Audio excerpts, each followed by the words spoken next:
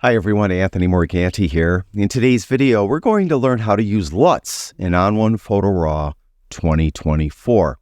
I'll be very honest with you. The reason why I'm doing this video is because for the past few months, I've been selling LUTs.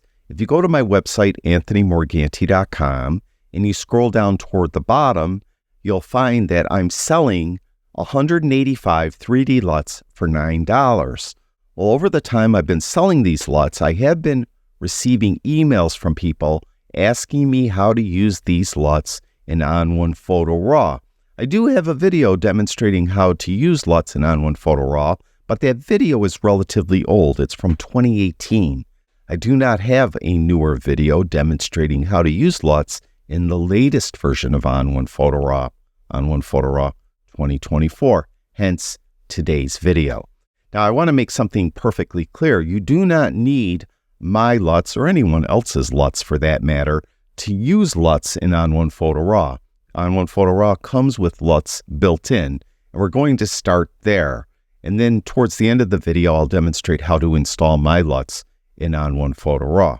Now, we're going to be working on this image. I did do some editing to this image. I did a crop to it, so you can see I cropped it in tighter. And I went over in the develop module and just turned on Brilliance AI, and that's all I've done to this photo. And I want to apply a LUT to it. Now, if you're not familiar with LUTs, when you apply a LUT, you're actually doing color grading to your image. LUTs will affect the color in the image and to some degree the contrast as well. When you want to use a LUT in On1 Photo Raw, just go over to the effects module, click on add filter, and then you'll find LUTs right here. And when you turn or click on this, it's going to immediately apply a LUT. You can see how this LUT affected the color of the image. And if you look and you're in a hurry, you'll see that there's some styles you could click through very quickly. It applied this blues LUT, and this has one called Akin, maybe. And then this one, what's that called? Campari. So you can see they have names that actually don't give you an idea of what the LUT does. So you could click through these. And let me go back to this one that's called Timeless. You could see how it's very heavy. Well, if you apply a LUT, oftentimes it's going to be a very heavy look. You could go up to this opacity slider and just reduce its opacity so that it blends better with the original image. Also, below that, at the very bottom, you can see there's a contrast slider, so you can affect the contrast, and you can affect the saturation as well. The saturation slider, from my experience, affects the saturation of the original image more so than it affects this saturation of the actual LUT. So there, is that. Now, you could go through and click these little icons here to go through the LUTs, or go to this drop down. You can see there's a number listed. So you go morning, person, insight, just hover over them and you'll get a preview of the LUT. Now, if you want to take this a bit further, you could go down to the category drop down and see that there's a number of categories: black and white, color grading, color pop, and vintage matte. Let's go to black and white. Then you could drill down further by going to the LUT and find all the black and white LUTs that are in On1 Photo Raw. There's one called black, one called dark night, one called DevX, one called fixer, and so on. So let's just say you kind of like this one. You could maybe bring the contrast down, up, whatever. And then once you apply your LUT, you could then do other editing to your image. Now, I suggest that you apply a LUT early in your workflow, because quite often the LUT's going to do, some good things to the image, but then there's going to be some other bad things that it does as well.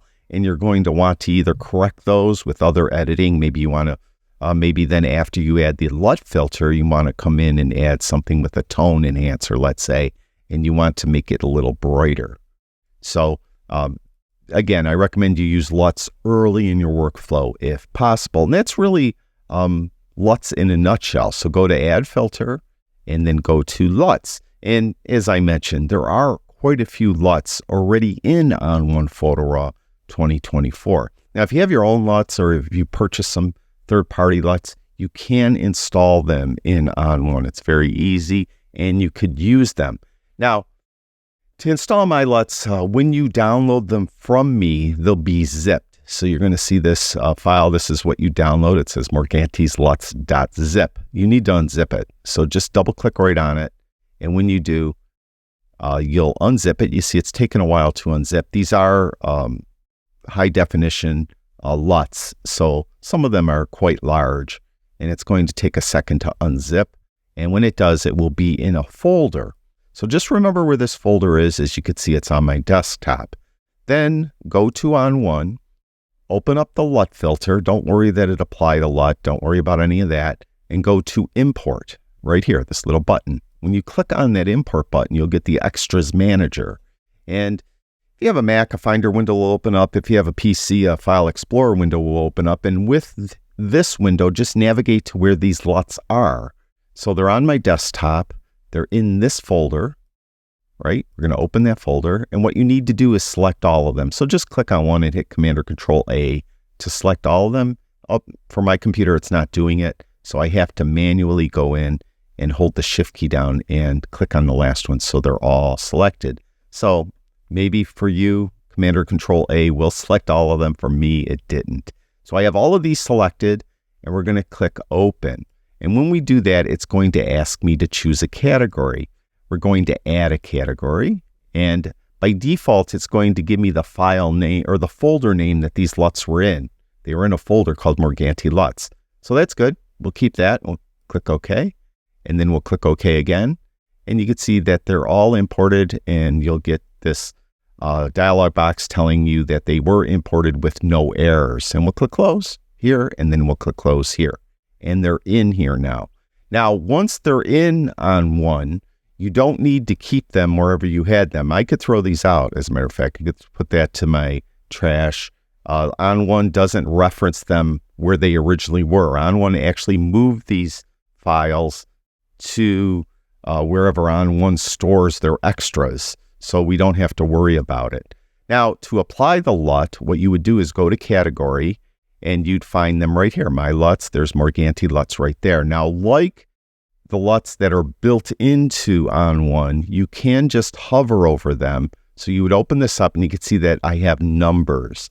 Now, one thing I noticed about On1 and third-party LUTs, the rendering is a lot slower. It just takes a long time to render.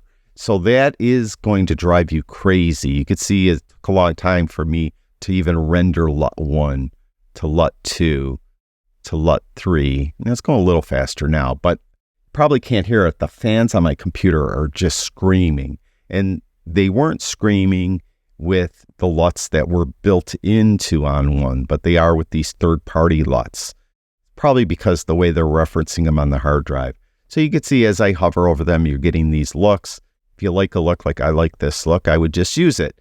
Now, one question I have received from someone is, why didn't I give these descriptive names?